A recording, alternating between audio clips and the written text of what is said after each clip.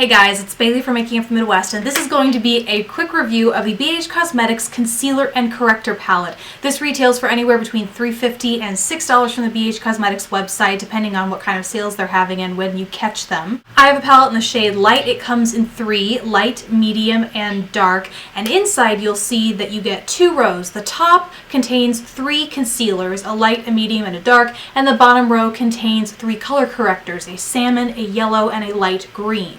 The green will neutralize redness, and the yellow and salmon will neutralize under-eye discoloration, whether it's blue or purple. I will have a tutorial coming up where I'll use this palette and actually show you how to spot conceal or spot neutralize with the green, and also use the yellow, which I tend to need more for my under-eye area, and then also use the concealers. Now let's talk about the concealers. The reason you have three, or you do have three up here, you can use them for many different things. I prefer to use the brightest or the lightest one in my under-eye area, and then I use something a little closer to my skin tone on my face to cover up any blemishes I might have there. That way I don't have a spot lighter than my skin tone to cover up a blemish on my face. That's only going to draw more attention to it. So in that regard, this concealer, this trio of concealers is useful. It's also useful if you tend to fluctuate in skin tone throughout the year, which a lot of us do between summer and winter, so it's useful for that as well. The texture of these is surprisingly thin and also dry, yet you can layer it and attain more coverage without it getting too cakey, which I really liked because it still feels like a very light formula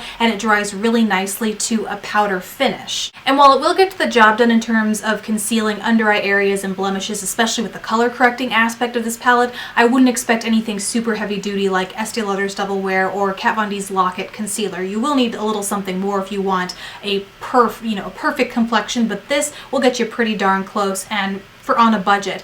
As far as lasting power goes, it lasted pretty well throughout the day. I did notice needing to set it with a powder even during the winter months just because it's not ultra long lasting, but it did well enough on its own, and if you set it anyway like I would any other concealer, it will definitely get you through the 8 to 12, even 14-hour mark. So that is all I have to say about this concealer palette. I hope you guys enjoyed that, learned a little something. Thank you guys so much for watching, and I will see you in my next video.